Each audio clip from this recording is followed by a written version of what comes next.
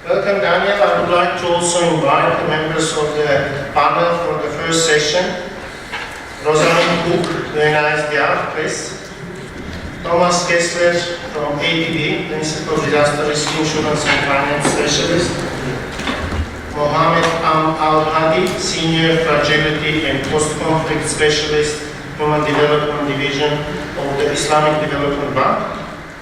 And Kota Katsumata, representative of JICA Turkey office.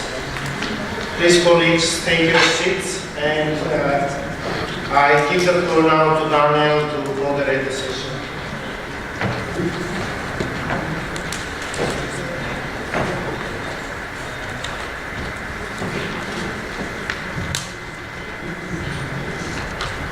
Good morning, everybody.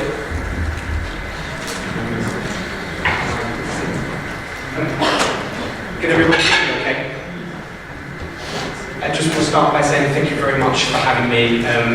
Jan, thank you for your warm welcome. Thank you very much for inviting me to facilitate such a distinguished panel. We're here for 2 days. I'm sure we're going to get into the details, and we're going to have lots of opportunity to ask the hard questions. That's what this panel wants. I'm going to try and set the scene a little bit more before introducing each of the panelists, if that's okay.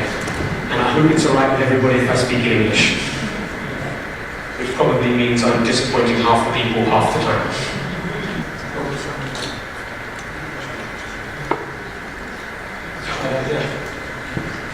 So I think I've framed this really well to begin with. I think there's a triple challenge here.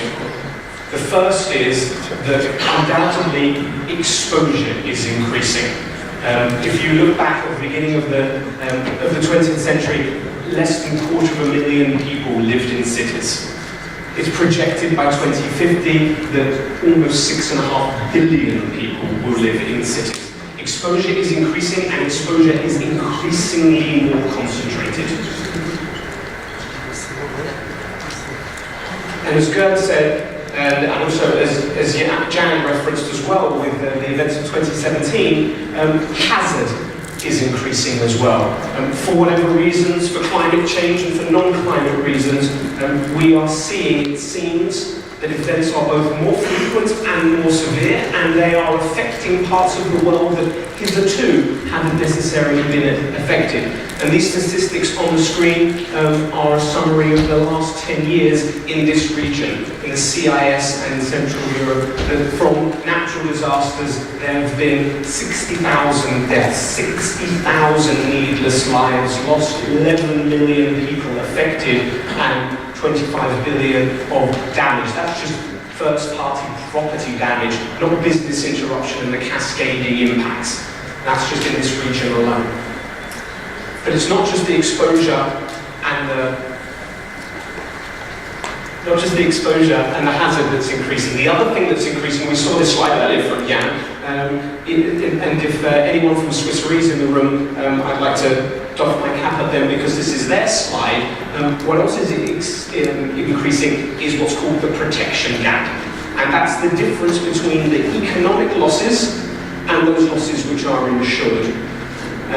Over the last 10 years, on average, economic losses have outstripped insured losses 3 to 1 globally. And that's even a greater ratio when we're in developing and emerging economies. That's obviously a problem, but it's especially a problem for governments, because what's happening is, unfortunately, governments are ending up being insurance companies, and they're not capitalized to be insurance companies. Their budgets don't allow them to absorb the extremes, the volatility of losses.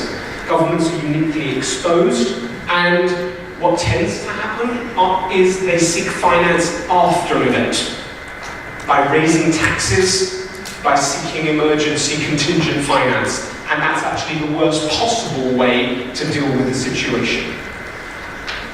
And so then the question is, with all of this risk that's around us, with the increasing exposure, with the increasing hazard, the increasing insurance gap, protection gap, how do you turn that risk into societies and economies that are resilient to extremes? And it often begins, in fact it almost always begins, with a hazard disaster, with a flood, with an earthquake, something of that nature, but it very quickly becomes not just a natural hazard risk, it can very quickly become a political risk, it can very quickly even become a legal risk. As Gert mentioned earlier, natural disasters or disaster risk reduction is everybody's business. It finds its way into every aspect of society and of the economy. We have legal duties of care to our citizens as elected and non-elected officials, and if that wasn't enough to motivate change, then there is, if you like, re-election risk if you don't manage disasters well. Thankfully, there are lots of capital providers who are motivated to assist. There's $40 trillion of assets managed by pension funds globally that's looking for a safe home, looking to help people, but also looking to make some money. It's hungry to make investments.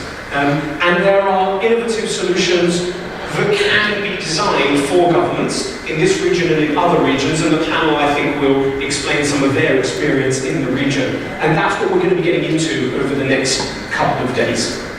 How do you deploy that capital against that problem?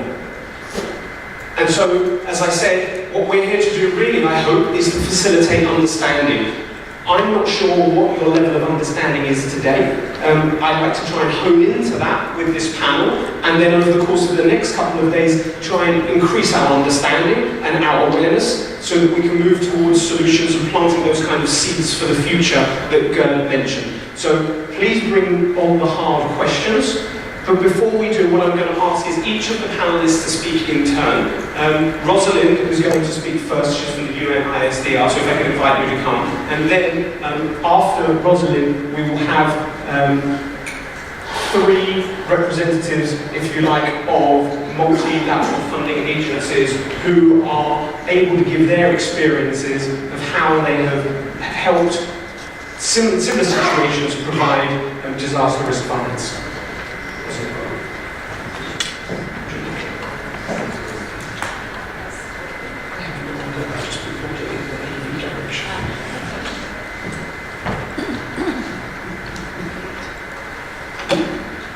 Well, good morning everyone, and thank you very much for inviting me to come here today. Thank you in particular to UNDP for hosting this really important workshop.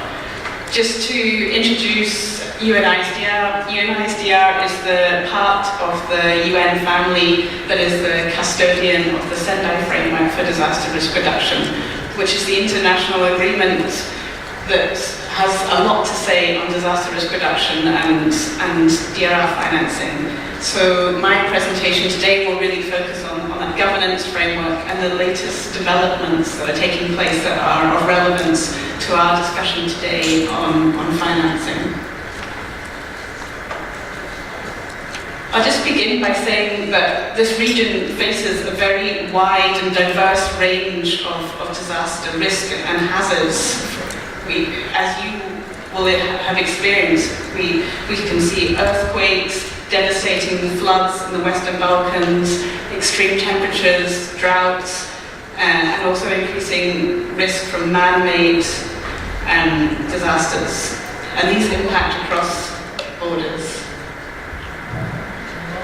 We've already heard this morning the big figure, the big figure on economic losses in 2017 that totaled over 330 billion.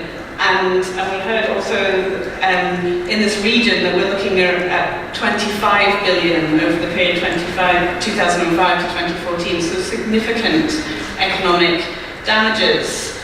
But what's interesting, we can move to the next slide, is that those absolute losses are one part of the story, and another part of the story is also when you look at those losses in terms of relative to GDP. This slide here comes from a publication that UNISDR is going to release next week, to mark the International Day for Disaster Risk Reduction, which takes place every year on the 13th of October. And this year, very relevantly, it's focused on reducing the economic damages from disasters. And so what we've done is we've reviewed the latest data that we have to look at the top 10 countries with the annual losses relative to GDP, and here we can see that countries in our region here today are very impacted by disasters, that these pose unsustainable losses on our economy. They threaten to reverse development gains, and they drive inequality.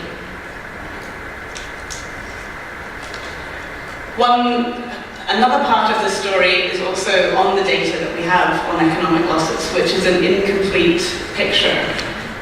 We know that across different countries, depending on their capacity to account for disaster losses, including economic losses, there's quite a variation. So some countries are reporting losses from around 53% of disasters, and countries with less capacity are reporting around 13%. So all in all, that shows us that there's actually a big amount of losses that we don't have the data on.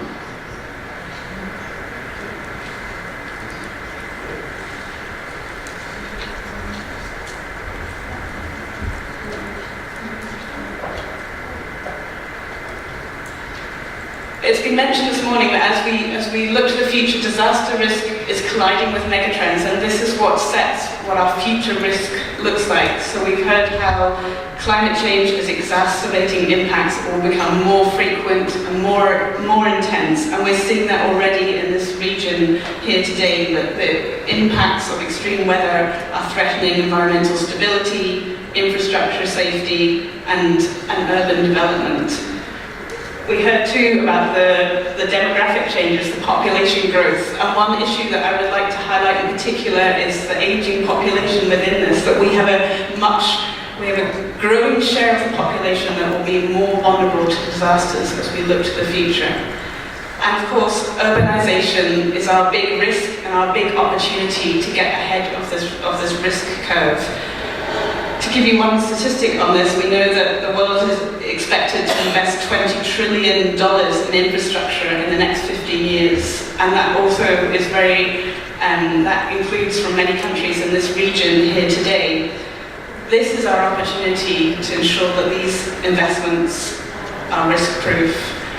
And if I can go to the next slide, this leads me nicely into the Sendai framework, because it's really this concept of preventing the creation of new risk that is at the heart of the agreement. And there's three components that are relevant when we think about DRR financing here in today's workshop.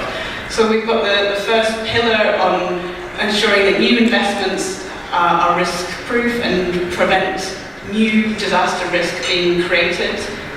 The second pillar on needing to do much more on disaster risk reduction, to reduce the existing disaster risk that we have. And then the third pillar on managing that residual risk. So here we think about risk transfer mechanisms and the importance of the insurance sector. But they all go together, and we can't have one without the other. We can't transfer or risk, and we need to do these elements together as a whole of society. Jan mentioned this morning about how this workshop really is about focusing on priority 3 of the Sendai framework on investing in disaster risk reduction, and he mentioned the 7 targets. And I just wanted to put them up for you so you can see that there are specific targets on reducing the economic losses from disasters and reducing the damage to critical infrastructure and the disruption to basic services.